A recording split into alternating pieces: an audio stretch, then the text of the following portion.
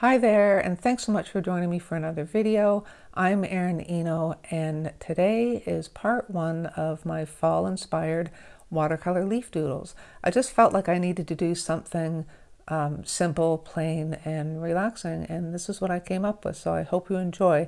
And this one, we're focusing more on line work, but in part two, we're going to be doing most of the kind of fun doodling with paints, so I hope you'll join me for that one. If you do like this video, please be sure to give it a thumbs up, and don't forget to subscribe if you haven't already. Now let's get painting.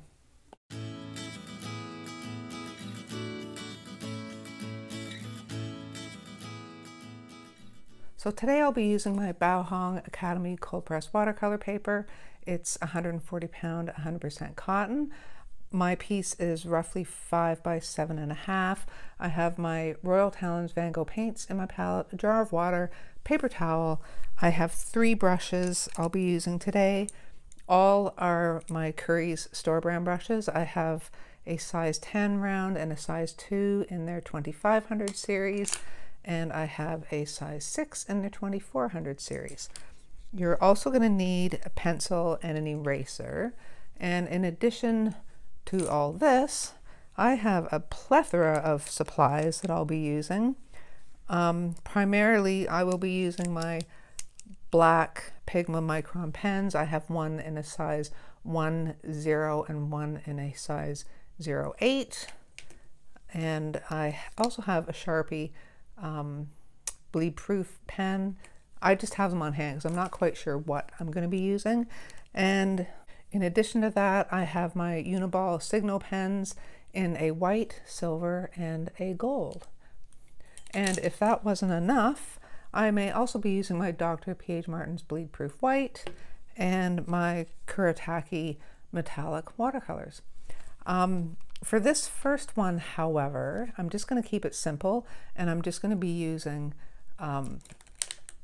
my white gel pen and one or two of the black pens. So for this first one, I just want a light kind of autumn-inspired background on all the leaves. So they're not going to be dark, so I'm just going to draw my leaves fairly light. If I draw them too heavy here for you to see them, I will just lighten them with my eraser. But what you want to do is just draw your leaves and draw them kind of, you know, curved and misshapen. You don't want to draw like a perfect leaf. You don't want to draw a leaf like this. Okay, we want these leaves to have some movement and some variation in size. So I'm going to do, and change the direction that they face, just to kind of shake it up a bit. There. So they're just going to be perfectly imperfect.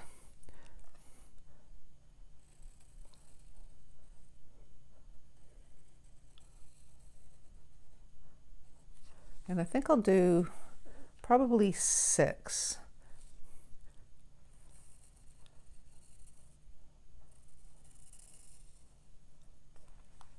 And another big guy down here, like so. So as you draw them, kind of keep in mind the shape that you want your stem to go. So you don't want to do a straight up and down stem. You can see I've kind of waved this off to the right a little bit. So now I'm just going to draw my stem, and I'm just going to wave it a bit, as I say. Just like that.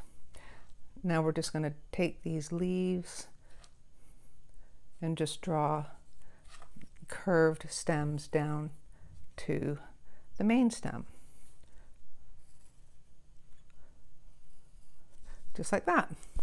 And that is basically all we're doing for our leaves. And they are a little heavier than I want, so I'm just going to lighten them with my kneaded eraser, and then we will start painting. Okay, so as I mentioned, I want this first one to be really simple, and the main interest of it is going to be the lines that we put on later, like the doodles. So I want to keep these colors in all the leaves a little subdued, still kind of fall inspired, but a little more on the lighter kind of subdued side. And I'm going to be using colors like, I'll try to rhyme them off as I go. I'm going to use a little bit of oxide red, which is here, okay, and then some yellows. I've got azo yellow medium here, some of that. Maybe I will mix in a little yellow ochre over here, and we have some, I think some raw umber, because I don't want these colors really dark and deep. So I think I will stay away from the sepia. I can use some burnt sienna as well, because that's kind of reddish. We can also put some oranges in here. I don't have a true orange, but I have light oxide red, which is pretty orange. And I don't think I'm going to use red, because the red can be really bright and I don't want bright. So I will stay away from that. But I will probably use, whoops, some olive green, because that's a nice kind of earthy, subdued green. And I think that is about it. Okay, so basically what I want to do is just kind of tap colors in as I go. I don't want any color in particular overtaking, but I do want to keep things kind of wet. Okay, so just put down a little bit of that raw umber, and then I'm going in with a wet brush. I was going to say damp, but it's more wet really. And I'm just going to spread that out a bit, tap the excess water off my brush, and just kind of spread that around. I want the leaf to be wet because I want all these colors that I'm putting in just to bleed in a bit. I'm going to go back to my number, not back, I'm going to go to my number 6, because I don't want to put down too much paint and I want to have a little control. Okay, so I'm just keeping things light washes, and you want to keep the edges wet as you go along. Okay, so if you put a color down and it's not in a wet area, go in with just a clean damp brush and just keep that edge wet, just to ensure that when you put your next color down that it's going to continue to move and bleed. Okay, and then I'm just going to tap in color.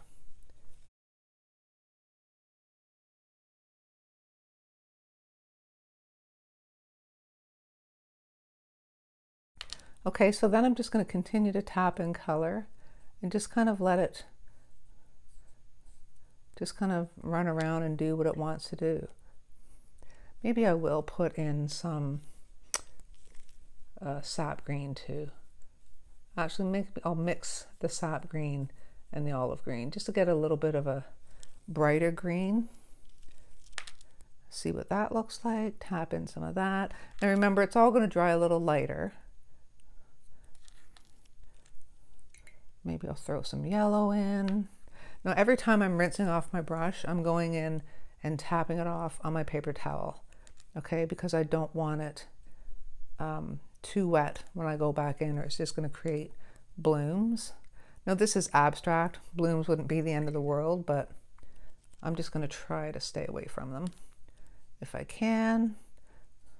That orange might be a little bright. And the reason that I'm tapping the paint in is because if we get everything mixing up too much, it's just going to go muddy, and we don't want that. So I will try some burnt sienna. Okay, and I'm going to stop with that leaf. I think that's enough. I'm going to start on another leaf here. And again, just make sure that whatever you lay down, that you finish off with a wet edge. So you're going to clean your brush off. You're not going to dry your brush off. You're just going to clean it off. Okay, just so you can keep that edge wet. Just like that.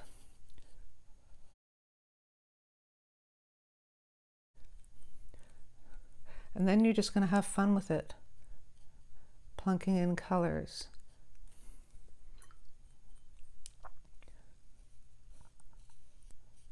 maybe some green. Now, like I say, you don't want to be mixing your colors on your paper. Just let them bleed into each other. Because if you do start to mix, like if I was to mix that green and the orange, it would go kind of muddy. I don't think I've used the light red oxide yet. Get a little bit of that in.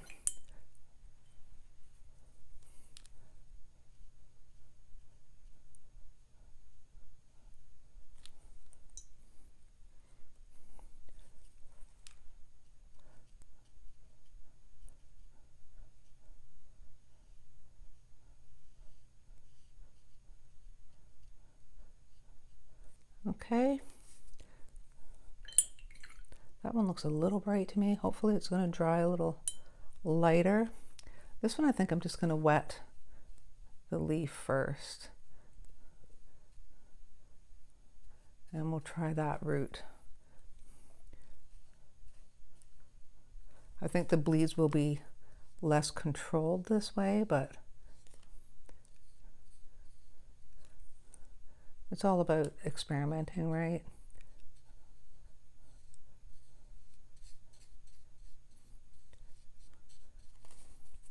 Okay, so I'm going to try some of the mixture of the sap and the olive.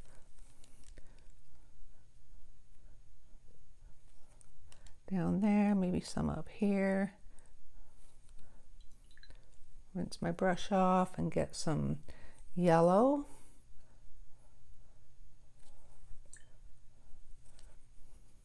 Maybe some of that light oxide red.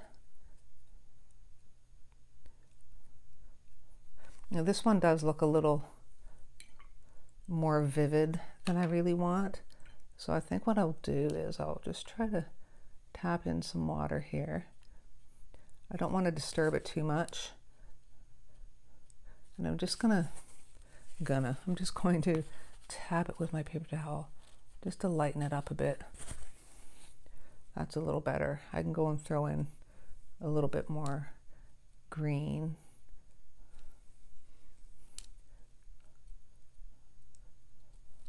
And maybe some of that light red oxide towards the bottom.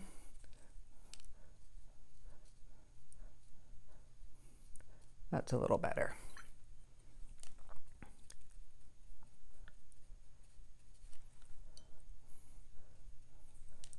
Well, you know what? I haven't used any of the any of the raw umber in a little while, so we'll try some of that.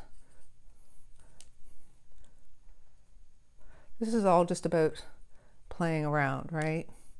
Just kind of relaxing. Push this paint around. Get some of that orange in there.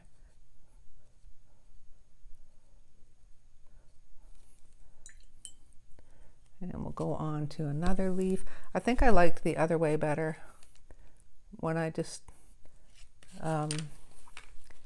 didn't wet the whole leaf first. Don't like what was going on there. I'm going to see if I can fix the edge of this guy.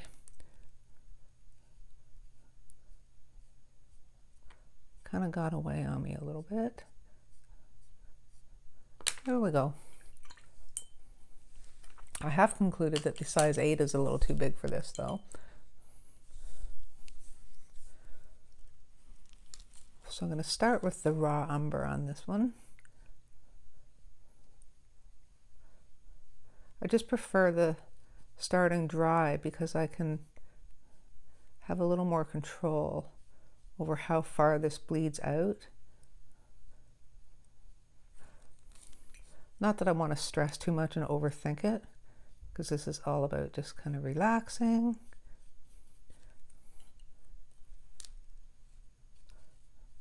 Okay, so I'm keeping that edge wet. Plunk some orange in there.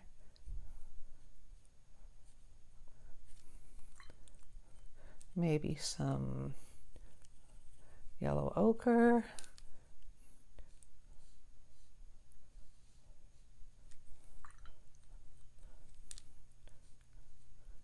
Okay, keep that edge wet so it continues to move. And we need some green in this guy.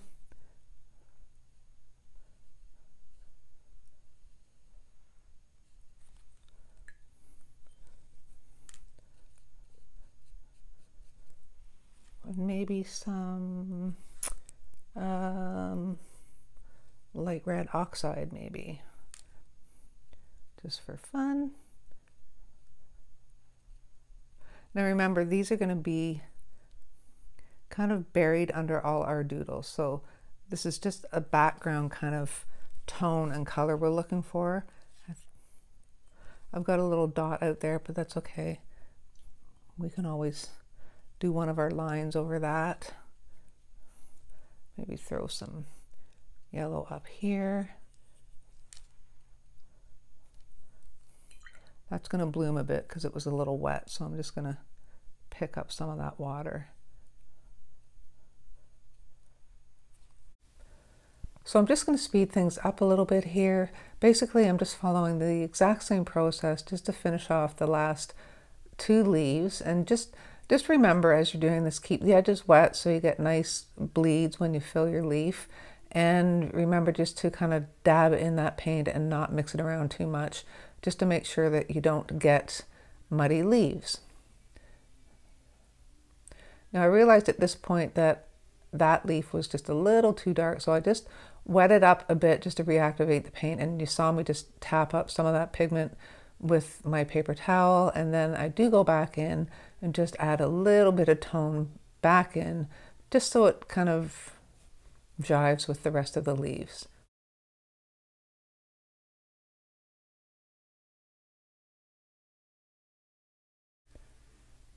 So here we go, we're just finishing the last leaf.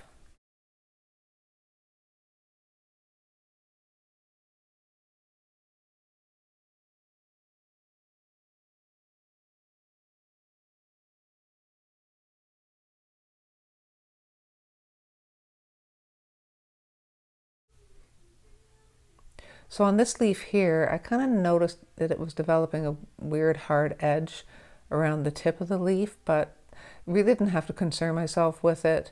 After all, I was just going to go over it with black marker, so everything would be fine.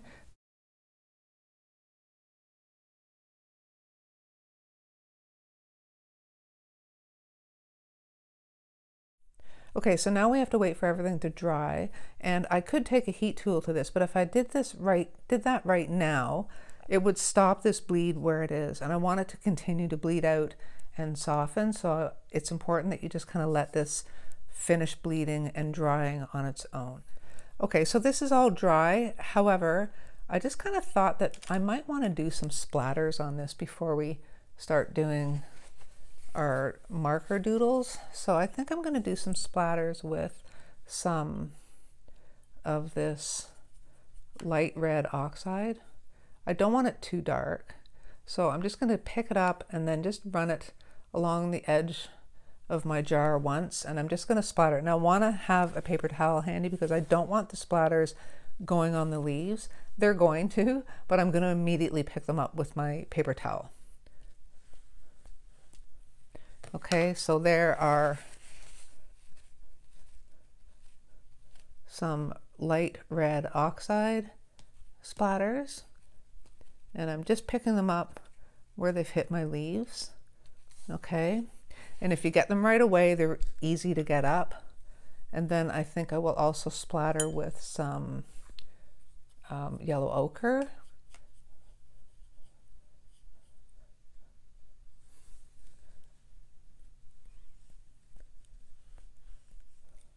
Okay, not so yellow, but that's all right. You get what you get when you're working with dirty water. And maybe a little bit of green. I want to use the olive green though. I don't want a real bright green for these splatters.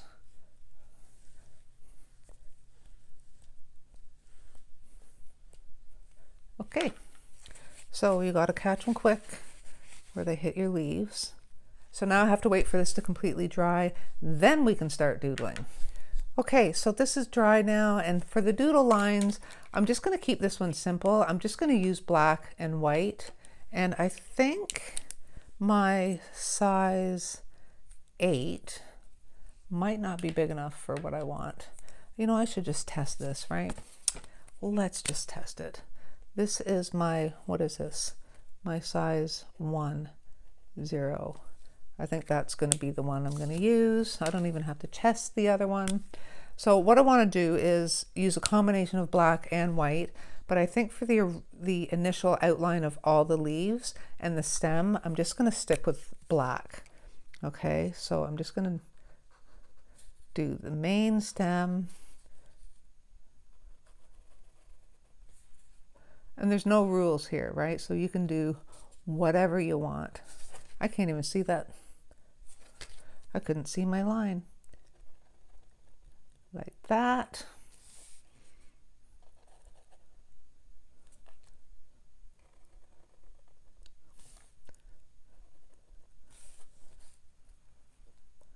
This one kind of curved up. And then I think I want to just heavy up the main stem a bit, just so it's a little heavier at the bottom than it is at the top.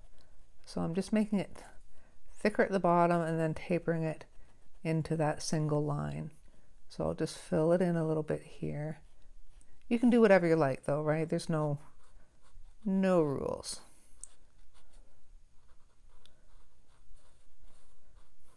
And make sure you have a marker that doesn't bleed too much, because that watercolor paper is pretty absorbent, right?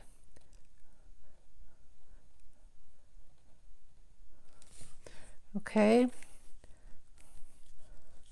And then, like I say, I'm going to outline every leaf, but I'm not going to be painstakingly outline. If I offset it, in fact, I might intentionally offset some of it, just to keep it kind of loose and organic.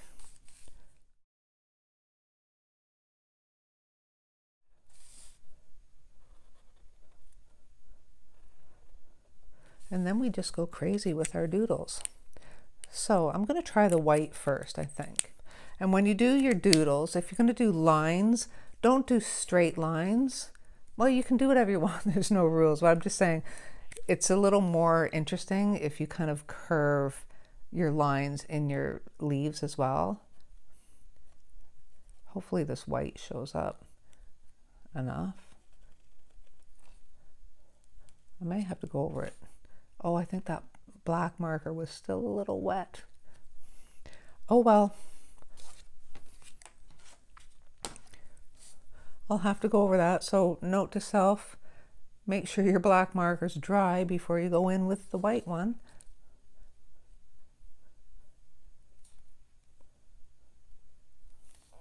And I think I'll just do kind of veins off this one, curved veins.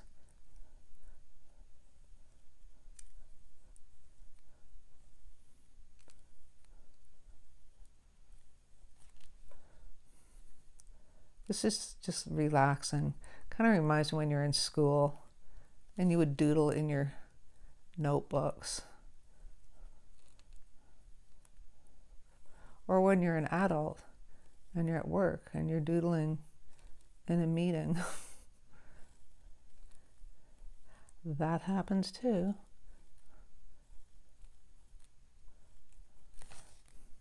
Let me see if I can fix up that gray. I can't. Maybe later when it's drier. I find with these pens sometimes it's better not to apply a whole lot of pressure. This one I think I'm just gonna do really simple lines, following the curve of the petal, and then all lines coming out from that one starting point. So basically the doodling part is the nice, slow, relaxing part, and I didn't want the video to be horrendously long, so I'm just going to speed this up a bit. Basically, I just you know, it's a free-for-all here. You can do whatever designs you want and just kind of not even think about it. I knew I wanted to do a combination of the black and white, but I didn't do black and white on individual leaves. I just did some with the white, some with the black, and you'll see that I did actually three with the white and three with the black, but I kind of staggered them, so hopefully the white and the black would kind of be balanced out. I didn't want to go white, black, so you'll see that I've grouped two white ones together, so in the end I'll have two black ones together with a white one at the bottom, and that kind of balances things out. But just have fun with this. Do squiggly lines, do dots, do stars, whatever you like, whatever just makes you kind of relaxed and doodle away.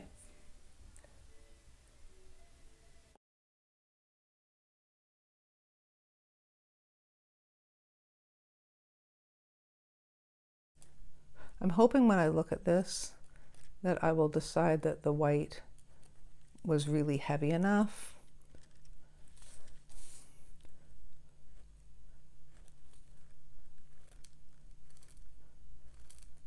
And hopefully the black won't